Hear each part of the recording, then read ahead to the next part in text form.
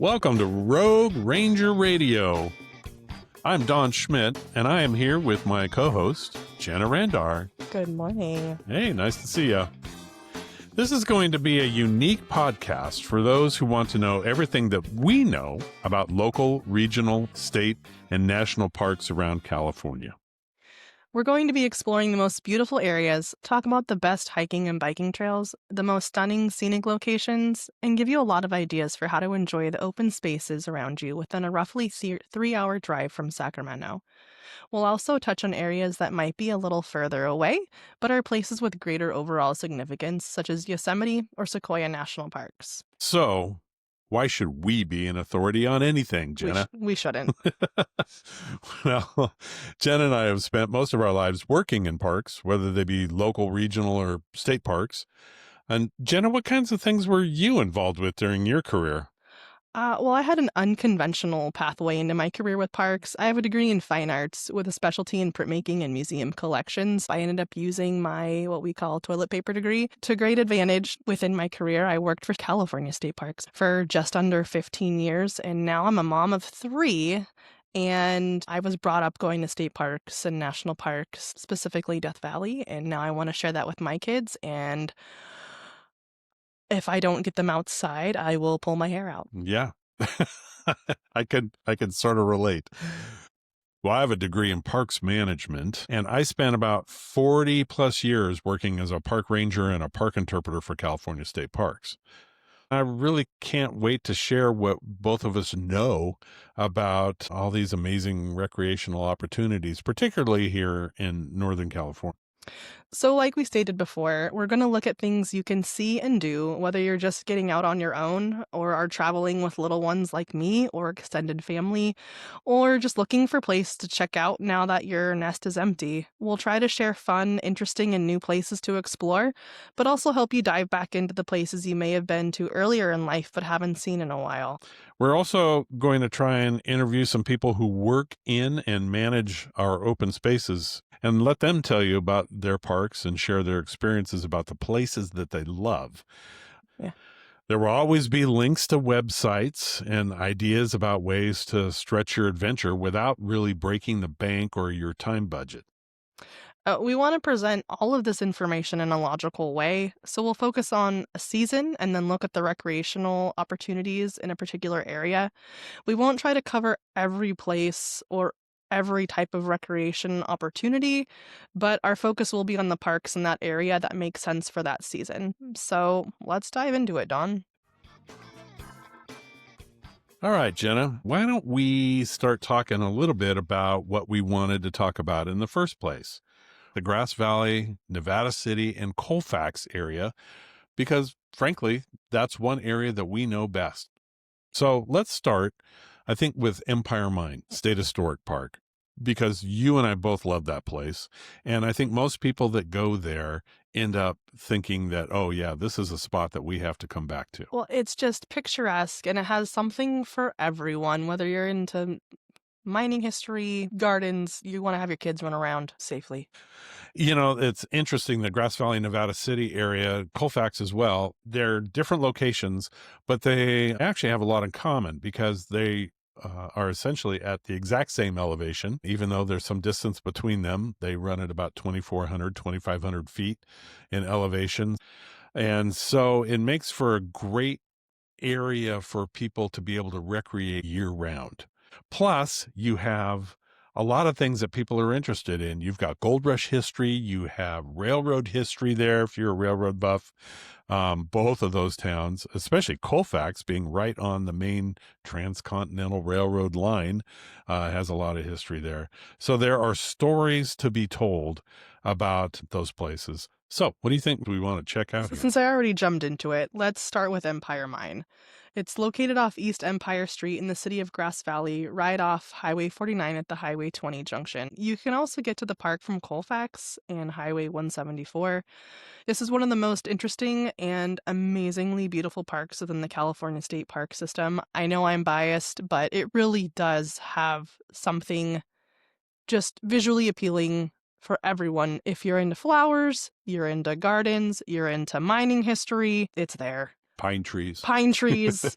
That is probably one of my favorite things is getting out of the car at Empire Mine in the summer and having the smell Hmm. of those incense cedars. It's wonderful. It's often referred to as the Queen of the Northern Mines with a very long history of over 100 years of gold mining. So I think that's the thing about Empire Mine is that it has multiple personalities. You know, it really does, and it often surprises people when they first visit. It's also what makes it the perfect park for just about anyone of any age or any ability. The park is divided up into three distinct areas. We have the historic core, where most people go, and it has a bit of a night and day feel due to the difference between the cottage grounds surrounding the Bourne Cottage and the mine yard area, which was the business end of things. And then the third area is the large forested area surrounding the historic core that includes trails that are open to hiking, biking, and horseback riding. So Jen and I both worked at Empire Mine, and we, like we said before, we just love this park. It has just about anything anyone could want for a 1 hour or a half day or even a full day of exploration. As you come up to Empire Mine off of Highway 49, um, you'll drive up East Empire Street and you're going uphill and you pass a monument sign down there, a boundary sign. There's a small parking lot there, but that's not the main entrance. You got to go about a quarter or a half mile further up the road before you get to the main parking lot and the main sign that says Empire Mine State Historic Park. The nice thing is that the parking is free. And there's parking for just about any size vehicle in there, Yeah. including buses. There's clean bathrooms right at the very entrance of the park before you get into the visitor center, which is kind of unique and a plus. Yes. Yeah. And it's also set up so that you can hike the trails without paying a parking fee or an entry fee. You could park in the parking lot and head off in either direction And and just hit go. the trails. There is an entry fee to enter the visitor center, though, and the historic part of the park that varies with the seasons. There are discounts for certain state park pass holders, seniors, and veterans on Memorial Day and Veterans Day, which is coming up. The Hmm. visitor center has some great information about the historic mine and cottage grounds, but probably the most interesting exhibit, which is on our cannot miss list. And if you came into the park while either Dawn and I were working, we would tell you head back down the visitor center to the end and go to the mine model. Yeah. It's this stunning huge exhibit, and it's a representation of all the mine shafts and tunnels that belonged to the Empire and North Star mines. We also suggest that you ask staff for the current schedule of the day to see if there's any tours going on, just to really, if you're really into the historic part of this and just learning more information. And let's be honest, Empire Mine has some very unique personalities that were key players Hmm. running through it back in the day. Hmm. Now, we did talk about the historic core and how it was divided into two different areas. So at Empire Mine, you have the Bourne Cottage and the grounds. And then a very distinct difference with that is the mine yard area. And the easiest way to check out the grounds in a cottage is once you've gone through the visitor center and you just walk the concrete path and it goes up the hill, split by the grass and the grounds there. This area that you're headed to, the Bourne Cottage, was used only sporadically throughout the year when he was the mine owner. They didn't stay there 100% of the time because they had a better house called Filoli, which is in the Bay Area, and that's open for tours too. But it is a beautiful, and I'll put cottage in air I quotes know, because it's a cottage. beautiful house. Definitely worth going to see on a tour. You also want to walk the paths that lead around the fountains and down to the reflecting pool because it's beautiful no matter what time of year Yeah. you're there. And also, once you've done that, you also want to loop around to the back of the house because this is the area that Empire is often known for its historic rose garden that's back there. The one type of rose that most people go to Empire Mine if they have any interest in flowers at all, they go to see the Ophir of Gold. It only blooms for about 2 weeks out of a year, so you have to hit it just right. Yeah, don't blink. And if I'm not mistaken, it's usually like late April, early May. Yeah. It's a very stunning sight. Yes, but right now, if you were to go to the park and you were to stroll past the cottage and walk down towards the clubhouse, towards the mine yard, you would be surrounded by fall color because all of the maples are dropping right now and all of the California wild grape are turning red right now. Yeah. So once you leave the visitor center, if you don't make that right-hand turn up towards the cottage grounds and instead make a left-hand turn, you can follow the gravel path into the open mine yard.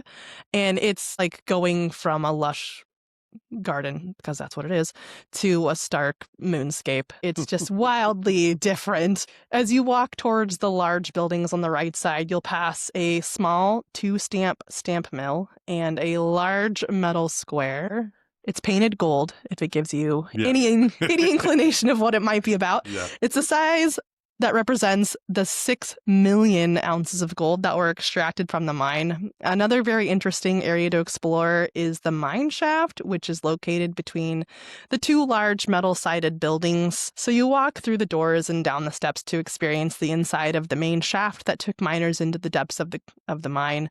And if you're able, you can climb onto the mine skip and imagine rolling down those tracks in total darkness at 10 miles per hour. Be sure to check out the blacksmith shop and the hoist house right above it, and then walk across the mine yard to see the mine manager's office, the assay office, and the refinery. But definitely check out the blacksmith shop if it's open.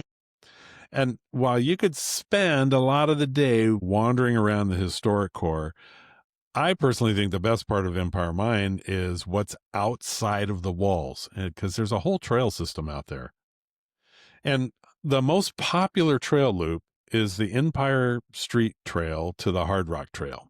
And this one literally starts at the parking lot. You just follow the rock wall around and go past the big green gate and goes down the hill and makes a big loop down to the old WYOD and Pennsylvania mines before it travels back up to the visitor center. It gets a little narrow along East Empire Street between the rock wall and the street itself. I don't recommend taking your bike on that section. Yeah, I wouldn't and do that. It's not wide enough for a stroller. Ask me how I know. Yeah, that's a great point to make. Now, there's another great loop that I would put in the intermediate category for hiking, and this goes up to the Osborne Hill, and it's called the Osborne Hill Loop Trail. It also starts in the parking lot and goes in the same direction as the Hard Rock Trail, but when you get down to Wolf Creek, it jogs to the left, and it heads uphill, and it can get a little steep in places there, but it is an excellent loop trail if you're looking to get a little exercise and you want to be away from people, because not a lot of people take the Osborne Hill Trail. They really don't. No, it's great. And lastly, and this one is popular with horseback riders, this is a part of the park that's actually on the northeast side of Highway 174. And it's the Orleans Trail, which ends up crossing Highway 174 and goes over into Union Hill and the loop trails over there. It's not very steep, but it is a little rocky over there. So this is also another area that I would not recommend strollers, but definitely if you had kids and backpacks and whatnot, you'd be fine. Yeah. Now you're going to want to pick up a trail map at the visitor center and check out some of the different map panels that are at the main trailheads. And you can also get downloadable maps from the California Parks website. So why don't we take a little bit different jog out of Grass Valley, and we're going to go downhill and off of Highway 20, and let's check out South Yuba River State Park. Yes, let's talk about South Yuba. This park isn't very well known outside of the Nevada and Yuba County area, but once you've experienced the South Yuba River corridor, you'll see it's like nothing else. The South Yuba River State Park is very unique because it's 17 miles of one of the most rugged and scenic rivers in the western U.S. The park is centered on 4 different river crossings, so we'll start from the bottom and work our way up. We have Bridgeport, Highway 49 crossing, Purdon crossing, and Edwards crossing. In between is a mixture of other public lands. All these public lands are managed by the Army Corps of Engineers, the Bureau of Land Management, the U.S. Forest Service, and California State Parks. In the summer, all four crossings are extremely popular with swimmers and hikers, people just trying to get out and cool off in the heat. But in the late fall, there are days midweek where you might feel like you have the whole river to yourself. Especially at the upriver crossings. It's important to know that while there are a number of popular trails along the river, there isn't one singular maintained trail between Bridgeport and above Edwards Crossing. However, there are trail segments for all skill levels that are worth the effort. Yeah, we both got the opportunity to work at these parks, so we know them in great detail. But let's look at the crossings in a little bit of detail, because all four of the ones that are managed around state park property there are all very different. So we'll start at Bridgeport, which is the closest spot down by Lake Inglebright. So at Bridgeport, that's where the park headquarters is for South Yuba River State Park. You turn off of Highway 20 onto Pleasant Valley Road, and you drive for about 8 miles, and it just keeps going down, down, down to the very bottom of the river canyon.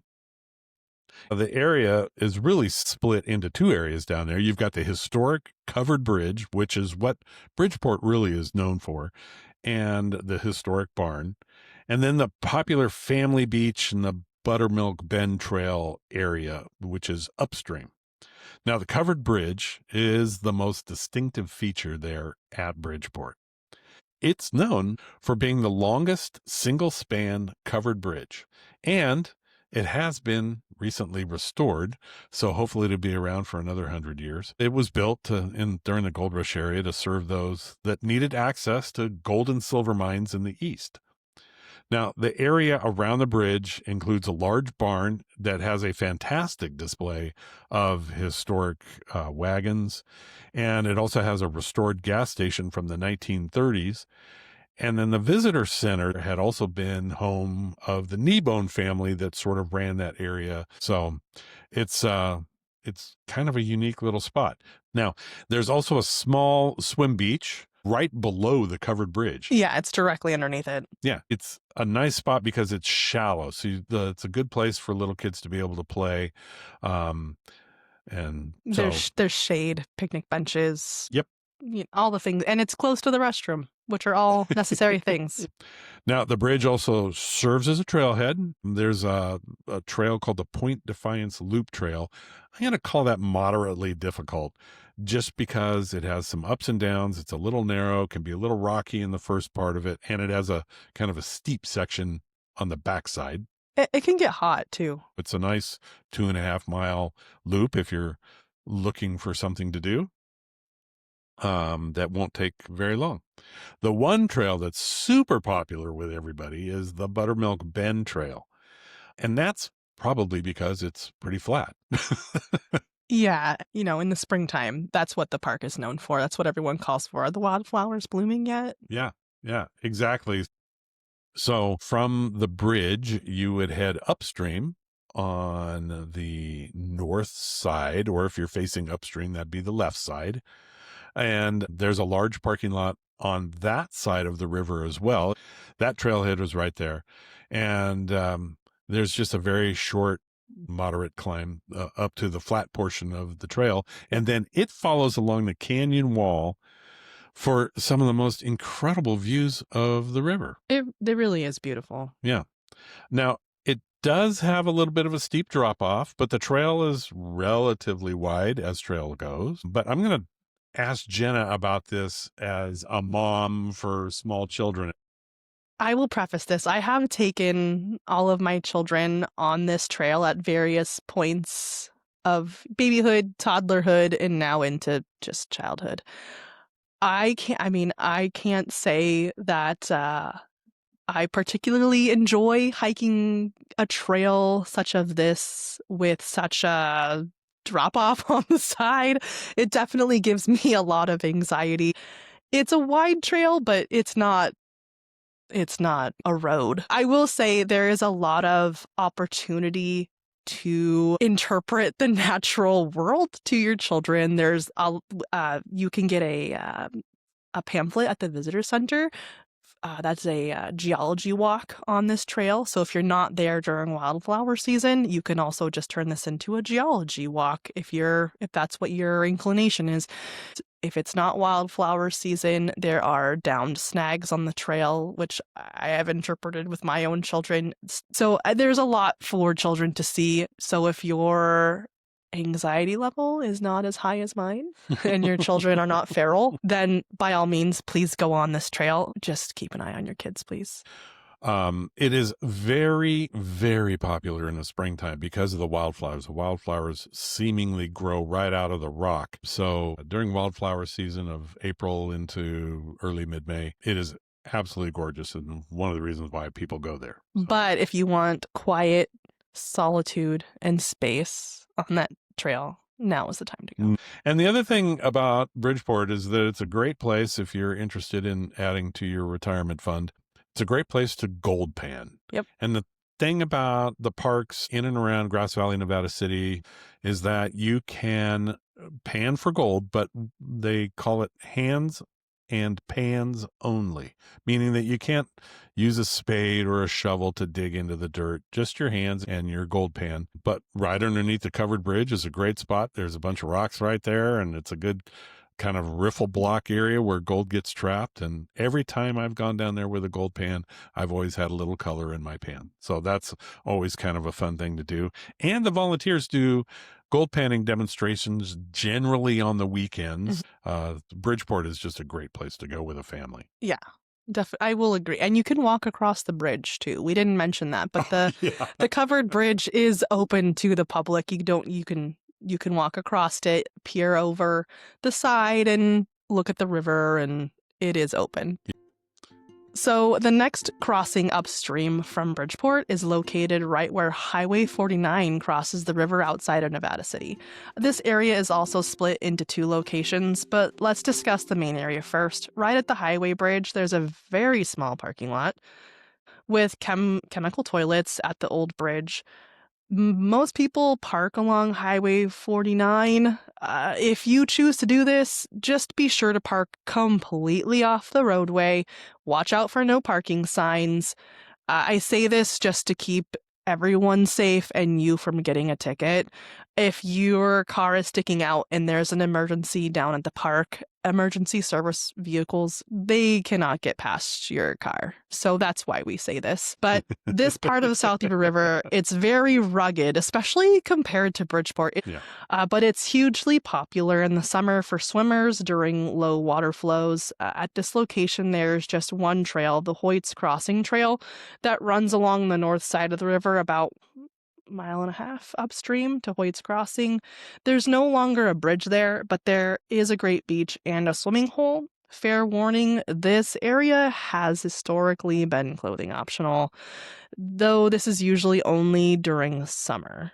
Also, this trail can be steep. It has very narrow sections, and steep, we call them volunteer trails, but trails that they've made that they shouldn't have made down to the water. So we wouldn't recommend it for small children. No. The area we would highly recommend to anyone of any age is a spot approximately 0.5 mile back up Highway 49 towards Nevada City.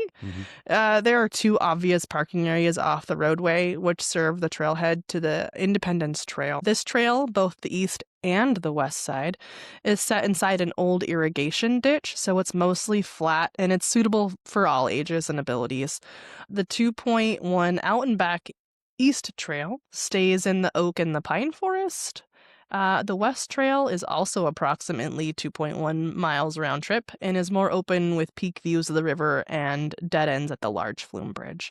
There's also the Jones Bar Trail that begins across the highway that gives access to a very small beach approximately about 1 mile down from the highway.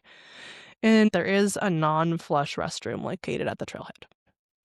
Now, a different location a little further upstream is one that's really not very well known at all. It has access via a dirt road that the county grades off of Purdon Road, and it's a spot called Purdon Crossing. It's almost completely devoid of people in the fall, winter, and spring. So I would recommend that if you're looking for a place to go hiking with the river views and you really don't want to be around anybody, Purdon Crossing is an excellent spot. This is also the west trailhead for the South Yuba Trail. Now, it runs approximately 4 to 5 miles one way between Purdon Crossing and Edwards Crossing, which is further upstream. It's really a beautiful hike. There's a small parking area at Purdon Crossing, and there's very limited legal parking along the highway on either side of the bridge. There are non-flush toilets in the parking lot. This area can also, in the summertime, be a clothing optional spot, so just keep that in mind. There aren't really any easily accessible swim beaches to speak of right around the bridge. It's pretty rocky. And in the wintertime, the rocks can be very slippery. So I wouldn't recommend, walking down the river and kind of rock hopping during the winter months because the sun does not come up down there. No. But it is, like I said, the trailhead for the South Yuba Trail. And that is an excellent trail to hike either up and back, or if you have the ability to drop a car up at Edward, that's always a fun thing to do. So there's one more crossing on our list. It's called Edwards Crossing, located along the North Bloomfield Road outside of Nevada City off Highway 49. This road and bridge, they were built to serve the hydraulic mining operation out at Malakoff Diggins, which we will jump into next after this one. Like Purdon Crossing, access is along a steep, narrow road, but it is paved all the way down to a single-lane bridge. There's a small parking area off the road with another non-flush toilet, and parking can be found on the other side of the bridge, but watch out for no parking signs. It is a heavily enforced area. While Edwards Crossing doesn't have sandy swim beaches, it does have access to two different popular hiking trails. This is one trailhead for the previously discussed South Yuba Trail from Purdon Crossing. Crossing the bridge, the Spring Creek Trail heads downstream about 1.5 miles to a small beach at Spring Creek. Going upstream, there is the continuation of the South Yuba Trail that runs from Edwards Crossing up to and beyond Malakoff Diggins State Historic Park. Most people hike this trail one way from Malakoff down to Edwards Crossing and consider this a moderately difficult to difficult trail. At any of these crossings, do not expect that you will have cell service at all. Yeah.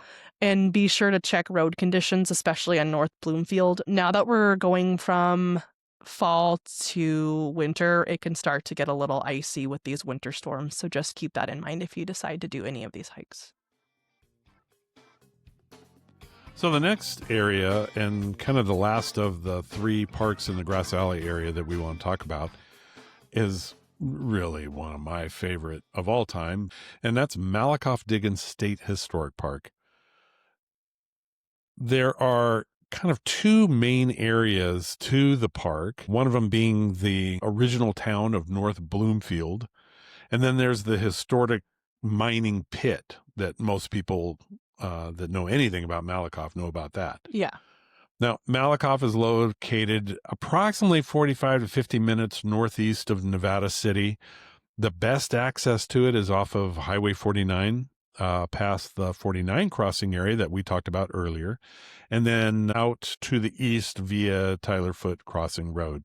This particular road actually changes names 3 times as you go out there. Yeah. But just follow the signs, because there are signs that keep saying Malakoff Diggins, Malakoff Diggins. It'll get you there eventually. It'll get you there, and it is a ways out there, but it's definitely worth seeing. It's paved all the way into the town of North Bloomfield, which is nice. And it is plowed in the winter if you happen to go out there in the wintertime. And it drops you right down into the little town of North Bloomfield, where the visitor center is sort of the central part of the park. The little small town is kind of in the middle of nowhere, but we had almost 4,000 people that lived there during the 1870s and 1880s. It had hotels, a post office, a schoolhouse. It has a restored pharmacy, barbershop, a dry goods store, the church, and the Skidmore House. Now, the visitor center hours are a little hit and miss. Generally on the weekends, the visitor center is open, but this is one of those parks that does not have very high visitation. Most of the up-to-date information that you can get about Malakoff, you can find on the California State Parks website. Now, if you time the visit just right in the fall, which is actually right about the time that we're recording this, the tree colors are in full bloom. It doesn't feel like you're in California when you go there. It feels like you are on the East Coast. Yeah, like you've gone into some town in Vermont. It's North Bloomfield also is the main trailhead for the loop trail that leads down and around the historic mining pit. You can access a loop trail also from the campground or another couple of points down North Bloomfield Road.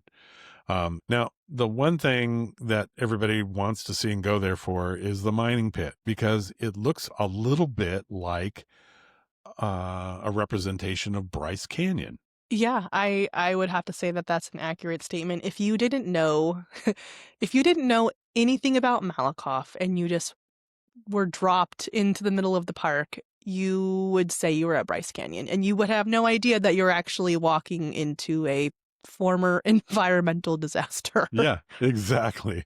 So the pit itself was formed by a really destructive mining process known as hydraulic mining.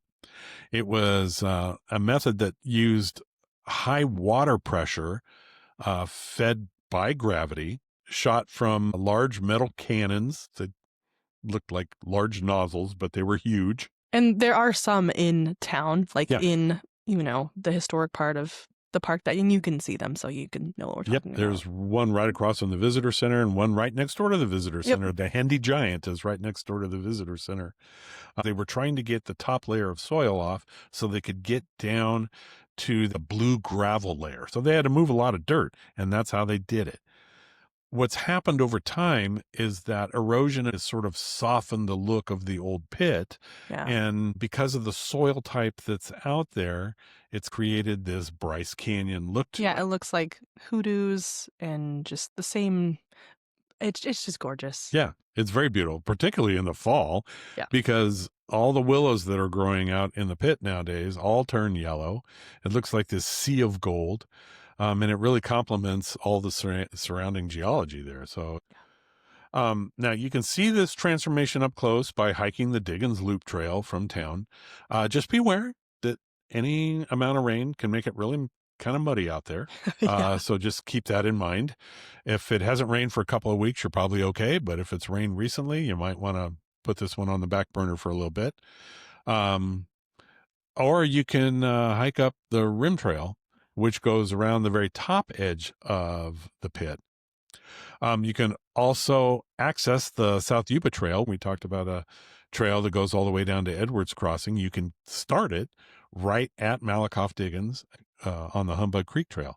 It goes straight down to the river for about 1.5 miles and then follows the river all the way down to Edwards Crossing. Now, the park also has some really unique features that are great for visitors that might want to spend the night because it has a small 30-site campground.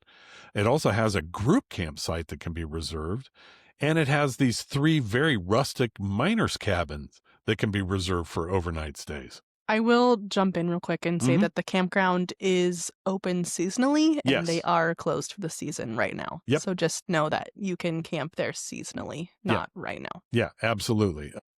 Most of the campsites have tent pads, picnic tables, fire rings, and food storage lockers because they're required. Malakoff is in bear country, so you'll need to make sure you lock up your food. It is a requirement. And you will see a lot of bear activity if you go there during the fall. There are several historic apple and pear trees throughout the park, and the bears in the area just use it as their personal pantry. Yeah. So there's a lot of evidence of bears. Now, Malakoff only sees about 25,000 people a year, so most of that comes in the summertime. If you go out in the fall, winter, and spring, I mean, I was out there on a Saturday afternoon 2 weeks ago. Me too. And there were 10 of us in town? There was just nobody there. Yeah, I think when I went at the end of September, beginning of October, we saw 2 other groups of 2 people each. Yeah. In the visitor center, we had it to ourselves. Yep. So it can be fantastic in the fall, winter, and spring. The interesting thing about Malakoff, too, is that the upper end of it is at 4,000 feet. So typically, a cold Sierra storm, they will see snow there in the upper end of the park. All right. So we've talked a lot about the three parks, Empire Mine State Historic Park, South Yuba River State Park, and Malakoff Diggins State Historic Park. But there are a couple of other locations that we want to talk about in the Grass Valley, Nevada City, and Colfax area. You didn't get enough mining history at Empire Mine and Malakoff, then it's worth checking out the North Star Powerhouse Mining Museum, which was part of the two largest mines in the area, the Empire Mine, which we've already talked about, and the North Star Mine. It is a unique and incredibly interesting museum, not just due to its role providing power for the mines, but how it did so using a huge water-driven Pelton wheel. Seeing that operate is worth the time to go there, and it's a seasonal museum. But there are some very interesting mining artifacts around the outside of the building as well, which I definitely recommend going and seeing, even if the museum is closed when you happen upon it. The museum is run solely by volunteers, so if you decide to go after November 1st, you'll need to call and make an appointment, but they love showing off their Pelton wheel. So starting in May, they open Thursday through Sunday. And also of note, the trailhead for the paved Wolf Creek Trail is in the parking lot for the mining museum. It's a really pretty, relatively short trail. I would say it's definitely kid friendly. I take my kids on it to get practice riding their bikes. It's about 2 miles round trip. Great for a walk, easy bike ride, like I mentioned, along Wolf Creek. Someday this trail will connect Grass Valley and Nevada City, but for now, this is a great start. So, since we were talking a little bit about bike trails, I want to mention the Pioneer Trail, which is up outside of Nevada City. I say up because it's about 5 miles east of Nevada City, up Highway 20 at the very top of the hill at an area called the 5 Mile House. It's kind of the main trailhead of this really fun kind of mountain biking trail. And I would call it an easy moderate type of trail, especially about the first 4 or 5 miles. Just about anybody with any kind of mountain bike can ride it without too much difficulty. The upper end of it is all single track, but that makes it pretty fun. It's part of the original trail that came into California down into Grass Valley from the late 1840s into early 1850s. So it's very accessible. We have information on the Pioneer Trail within our show notes. Last but not least, as an honorable mention in the same area, is the Scotts Flat Reservoir. The turnoff is at the 5 Mile House off Highway 20, so where Dawn was just talking about. This recreation area is managed by the Nevada Irrigation District, also known as NID, and is a fantastic multi-use area with boating, watercraft rentals, fishing, hiking, and camping opportunities. The campground is considered full service, meaning it has sites for RVs and tents, hot showers, and sanitation facilities. You'll need to make reservations, especially for the spring, summer, and early fall months, as it's a popular destination. You can find more information and make campground reservations on the Nevada Irrigation District website. Yep, and we'll have a link to that in our show notes as well. And we don't want to leave Colfax out because we started talking about them in the very beginning. So there's a couple of different things that while you're in that area to check out, you can take Iowa Hill Road.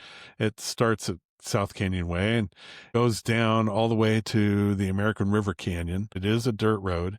It's paved for maybe the first half or first third going down there, but it is well traveled, suitable for SUVs. I wouldn't do it in a sedan because it does get kind of bumpy, but it goes down to Mineral Bar. There's a beautiful little single lane bridge down there, and it's very scenic. And there are some non-flush bathrooms down there. There's a little teeny tiny campground at the very bottom, but it's worth checking out. It's a great spot for some photography. And lastly, back on top of the ridge, just east of town, is the trailhead for the Stevens Trail. This is a popular, moderately difficult trail that drops down into the American River Canyon upstream of the Mineral Bar Crossing. It's about 8 miles out and back and is usually accessible year round because of its mostly southern exposure, but that also means to plan for a sunny hike with water, a hat, a snack, and sunscreen.